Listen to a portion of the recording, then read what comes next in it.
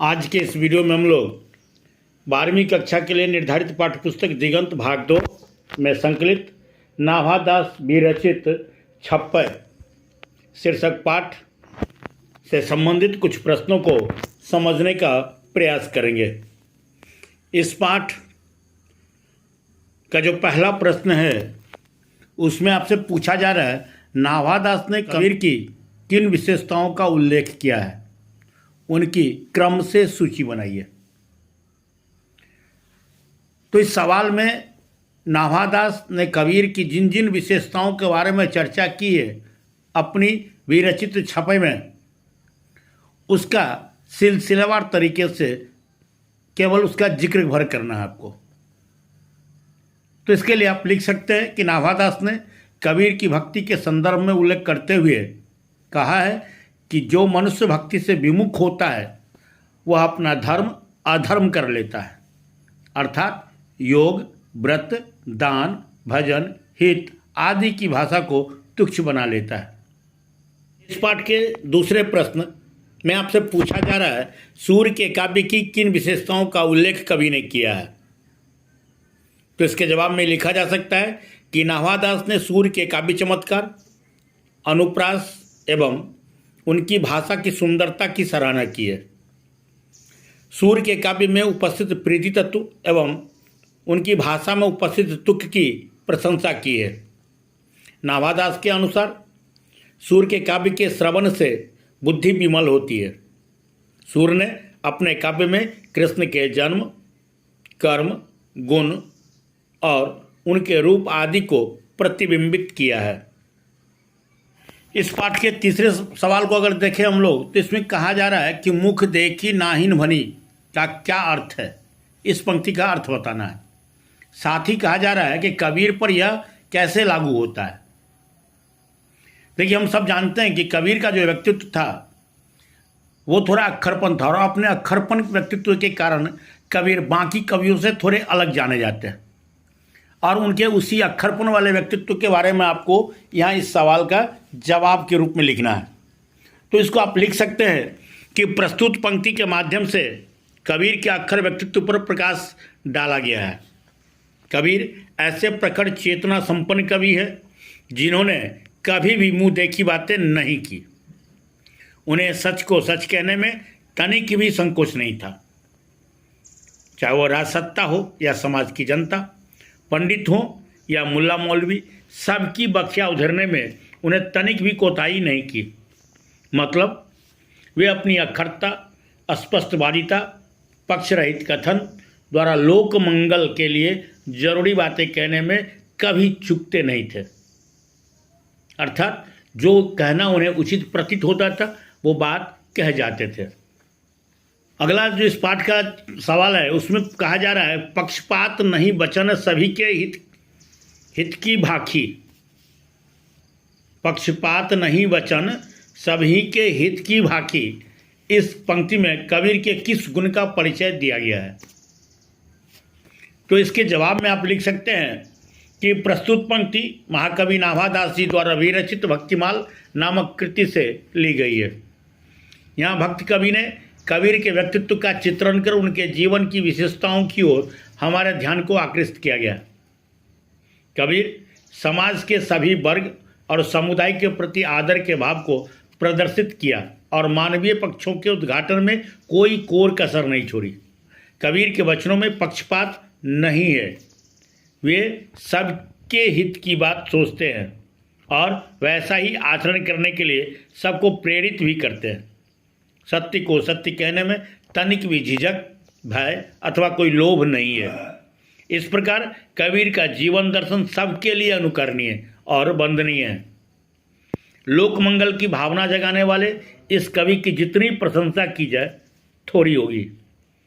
कबीर कबीर होने के साथ साथ एक प्रखर चिंतक और महान दार्शनिक भी थे। अब इस पाठ के 5वें प्रश्न को देखें तो इसमें पूछा जा रहा है, कविता में तुक का क्या महत्व है तथा इनका छपाइयों के संदर्भ में स्पष्ट करें। ये सवाल है। तो यहाँ जो सवाल है उसको पहले समझना होगा कि आप यहाँ पूछा जा रहा है, वो कहा जा रहा है कविता में तुक के महत्व क्या है, ये आपको बताने हैं। और उसको जोड़ना है आपको छप्पई से। छप्पई के संदर्भ में ये कितना महत्वपूर्ण है ये आपको बताना है। तो इसके जवाब में आप लिख सकते हैं, कविता में तुक का अर्थ अंतिम वर्णों की आवृत्ति से है।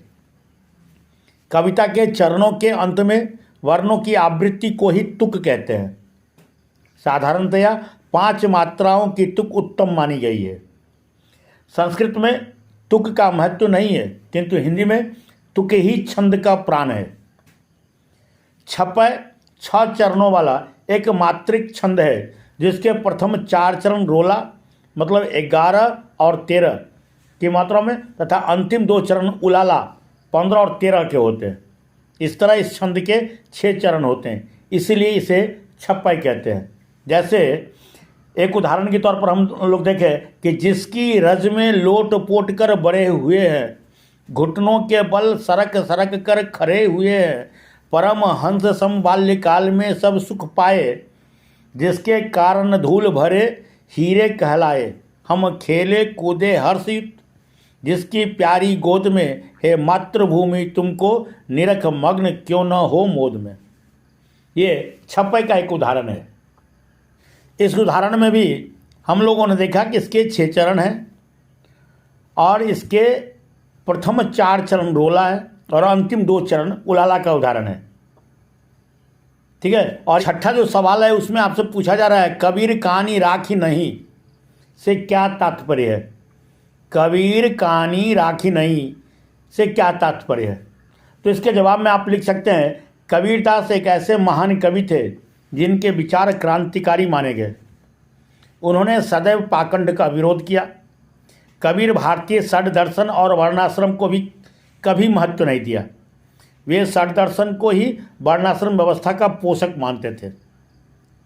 भारत के प्रसिद्ध 6 दर्शन हिंदुओं के लिए अनिवार्य थे।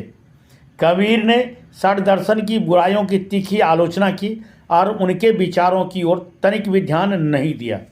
अब इस पाठ के 7वां जो प्रश्न है उसमें आपसे पूछा जा रहा है कि कबीर ने भक्ति को कितना महत्व दिया। तो इसका जवाब होगा कि कबीर ने अपने शब्दी, साखी और रामायणी द्वारा धर्म की सटीक व्याख्या प्रस्तुत की।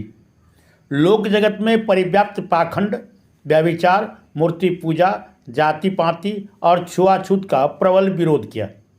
उन्होंने योग, यज्ञ, व्रत, दान और भजन की सही व्याख्या कर उसके समक्ष उपस्थित किया। कबीर ने भक्ति में पाखंडवादी विचारों को जमकर खिलियां उड़ाई और मानव के बीच समन्वयवादी संस्कृति की स्थापना की। लोगों के बीच भक्ति के सही स्वरूप की व्याख्या की। भक्ति की पवित्र धारा को बहाने, उसे अनवरत गतिमय रहने में कबीर ने अपने प्रखर विचारों से उसे बल दिया। उन्होंने विधर्मियों की आलोचना की। भक्ति विमुख लोगों द्वारा भक्ति की परिभाषा गढ़ने की तीव्र आलोचना भी की। भक्ति के सत्य स्वरूप का उन्होंने उद्घाटन किया और जन जन के बीच एकता, भाईचारा, प्रेम की अजस्त्र गंगा बहाई। वे निर्गुण विचारधारा के कवि थे, अतः उन्होंने ईश्वर के निर्गुण स्वरूप का चित्रण किया और उसकी सही व्याख्या की। सत्य स्वरूप को या सत्य स्वरूप का सबको दर्शन कराया। तो ये थे 12वीं कक्षा के लिए निर्धारित पाठ्य पुस्तक दिगंत भाग 2 में संकलित नाभादास विरचित छप्पय शीर्षक पाठ से संबंधित कुछ प्रश्न और उनके संभावित जवाब। आशा है ये वीडियो आपको पसंद आया होगा। इसे अपने मित्रों तक शेयर करें और यदि आप इस चैनल पर नए हैं तो चैनल को सब्सक्राइब करें और बेल आइकन जरूर दबाएं